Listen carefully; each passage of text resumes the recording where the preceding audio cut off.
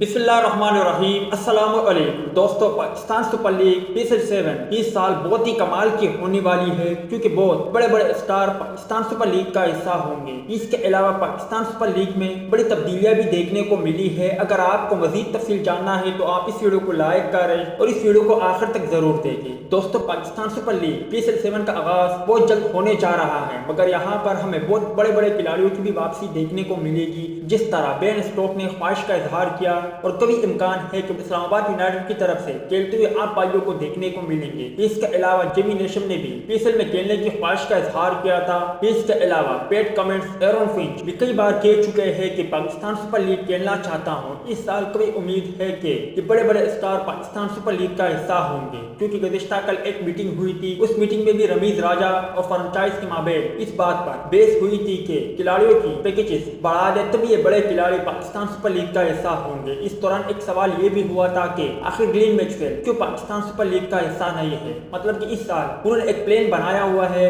اور جو بھی بڑے اسٹار ہے وہ انشاءاللہ PSL7 کا حصہ ہوں گے۔ اور PSL7 کے حوالے سے ایک اور خبر بھی سامنے آئی ہے، کیونکہ بابر اعظم اس سال کراچی کنگ کے کپتان ہوں گے، جبکہ لاہور قلندر کے کپتان شہنشاہ آفریدی ہوں گے۔ اور اگر برینڈن میکولم کی بات کریں تو وہ اس سال لاہور قلندر کے کوچ ہوں گے۔ مزید پاکستان سپر لیگ کے حوالے سے جو بھی اپڈیٹ آئے گی آپ بھائیوں سے شیئر کی جائے گی۔ تب تک کے لیے اجازت دیجیے، اللہ حافظ۔